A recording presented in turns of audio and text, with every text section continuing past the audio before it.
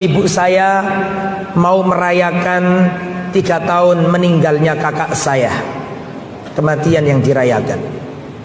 Sebenarnya ibu saya tahu itu tidak diperbolehkan, tapi mungkin karena sungkan dengan menantu dan besan, ibu saya tetap berencana mau merayakan. Yang saya tanyakan, apakah saya boleh membantu memasak karena saya nggak tega ibu saya yang sudah sepuh untuk memasak sendiri, atau bagaimana seharusnya sikap yang saya lakukan, Ustaz? Mohon dijelaskan. Begini, saya ingin menjelaskan agak luas sedikit nih. Saya tanya, tolong dijawab. Orang mati sudah pernah terjadi di zaman Nabi apa enggak? Sudah. Nabi sudah pernah ditinggal wafat keluarganya apa enggak? Seharusnya nggak ada khilaf. Saya ulangi ya.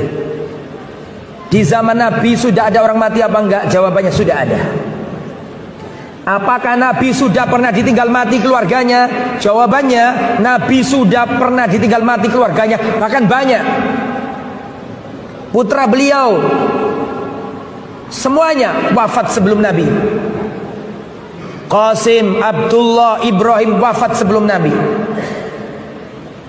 Tapi itu kan belum balik, Ustaz, nggak perlu ditahlili dan diselamati. Oke, masih ada anak Nabi yang lain, Ruqayyah,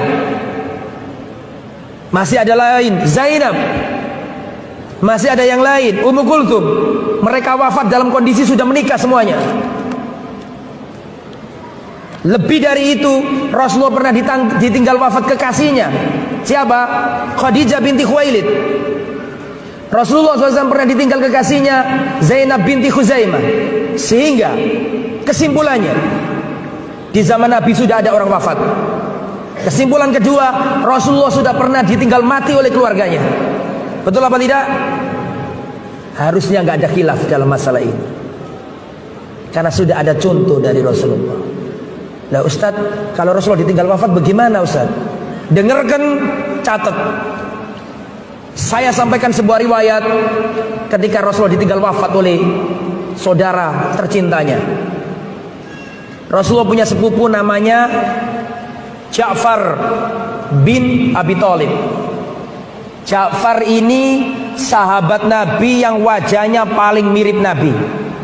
Antum kalau ditanya siapa sahabat Nabi yang wajahnya paling mirip Nabi, jawabannya Ja'far bin Abi Thalib.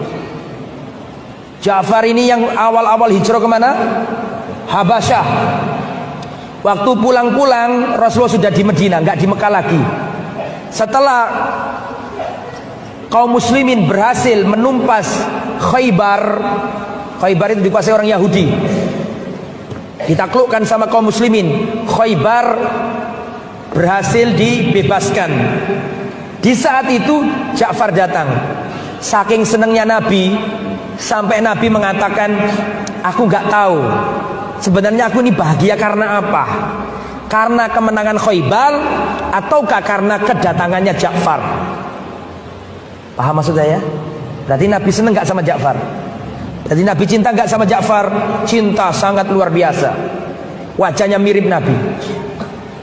Dalam perang Mu'tah Ja'far wafat. Ja'far wafat. Berarti kesimpulannya kan Rasulullah ditinggal mati orang yang ia cintai, betul apa enggak? Nah sekarang apa yang dilakukan Nabi? Ya ini yang harus dicatat. Dan tirulah nabimu. Ketika Ja'far wafat, apa yang dilakukan Nabi? Nabi berkata kepada para sahabat, Isna'u li ali Ja'far to'aman faqad atahum mayushiluhum. Sahabat-sahabatku, buatkan makanan untuk keluarganya Ja'far, karena telah datang kepadanya perkara yang menyibukkan mereka. Orang kalau ditinggal mati itu sibuk apa enggak? Sibuk, nggak sempat mikirin menunya manusia. Nanti menunya apa, rendang apa, soto lamongan. Oh, dia aja kepikiran kok. Dia aja ditinggal wafat kok, disuruh mikirin makanannya orang. Makanya kata Nabi, Isna'u li ali Ja'far to'aman. Buatkan makanan untuk keluarganya Ja'far. Pertanyaannya, berarti yang membuatkan makanan yang ditinggal mati atau orang lain? Catat itu. Apakah cukup di situ? Enggak. Rasulullah datang. Rasulullah mendatangi keluarganya Ja'far. Istrinya Ja'far adalah Asma binti Umais. Dan pada waktu itu Ja'far punya anak 2. Abdullah bin Ja'far dan Muhammad bin Ja'far bin Abu Thalib. Ja'far bin Abi Thalib, berarti saudaranya Ali bin Abi Thalib, sepupu Nabi Ja'far ini. Maka datanglah Rasulullah. Jadi yang pertama tadi menyuruh orang membuat makanan, itu satu ya, ditulis. Yang kedua, Nabi datang ke rumahnya Ja'far, keluarganya menangis, istrinya nangis, anak-anaknya kecil nangis. Nabi mengatakan, la tabku ala akhi ba'dal yaum, jangan kalian tangisi lagi saudaraku setelah hari ini. Stop, jangan bersedih lagi. Berarti ditarik poin kedua, yang dilakukan Nabi adalah mendatangi rumah duka dan menghiburnya, bertakziah. Itu nomor 2, catat. Betul apa enggak? Apakah cukup di situ? Enggak. Apa yang dilakukan Nabi? Nabi berkata kepada orang-orang di rumah itu, mana anaknya Ja'far? Mana anaknya Ja'far? Maka didatangkan Abdullah bin Ja'far dan Muhammad bin Ja'far.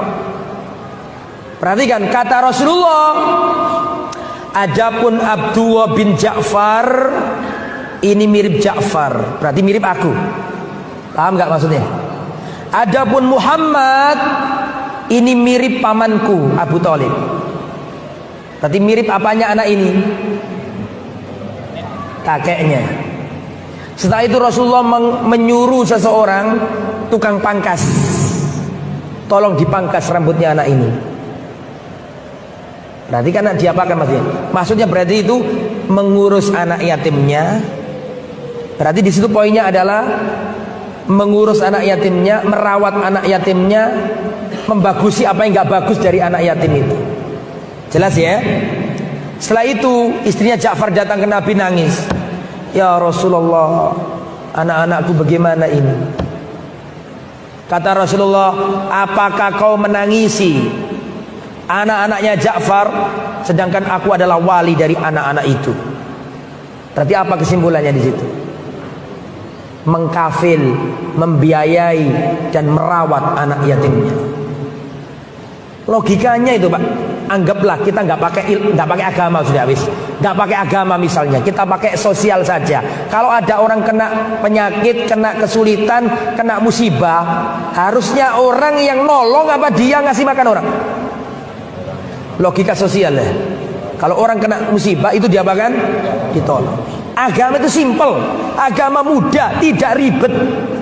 Di desa itu Pak, kalau ada orang mati itu sedih, tapi setelah itu lebih sedih lagi, karena kalau nggak punya uang dia harus jual sapi, jual lahan untuk bisa nyelameti si mayit. Ini fakta loh, bukan katanya orang. Bukan wong desa, ngerti kejadian di desa itu. Sudah keluarganya pas-pasan ditinggal mati oleh keluarganya, bingung. Harus selamati, jual ini, jual itu. Setelah itu jalan jangka dekat, berapa bulan keluarganya satu mati lagi, jualan lagi. Islam tidak sedolim itu. Agama yang mudah, yang enak, yang sesuai fitrah. Ada orang susah ditolong. Jelas ya? Jadi kematian sudah ada di zaman Nabi. Nabi ditinggal wafat sudah pernah. Maka contohlah yang dilakukan Nabi ketika ditinggal wafat oleh keluarganya. Para sahabat mengatakan, kunna na'uddu al-ijtima', kami menganggap kumpul-kumpul di rumah orang mati dan dihidang-hidangkan makanan minan niyaha, termasuk meratapi mayit. Yang ngomong siapa ini? Sahabat Nabi. Kunna na'uddu al-ijtima' inda ahlil mayyit. Kami menganggap, kami para sahabat Nabi mengkategorikan, menganggap kumpul-kumpul di rumah orang mati sambil dihidangkan makanan minan niyaha, termasuk meratapi mayit. Dan antum tahu nggak bahaya meratapi mayit? Dengarkan. Rasulullah mengatakan, yu'adzabul mayyit bima niha alaihi. Mayit akan diazab karena ratapan keluarganya. Sayang nggak antum sama saudara kita yang wafat tadi? Kalau sayang justru jangan pakai itu, karena itu meratap. Meratap itu bisa berakibat terazabnya orang yang diratapi. Nabi yang ngomong, hadis Muslim, Bukhari. Yu'adzabul mayyit bima niha alaihi, mayit akan diazab karena ratapan keluarganya. Dan salah satu meratap menurut tafsirnya sahabat adalah kumpul-kumpul di rumah orang mati sambil dihidangkan makanan.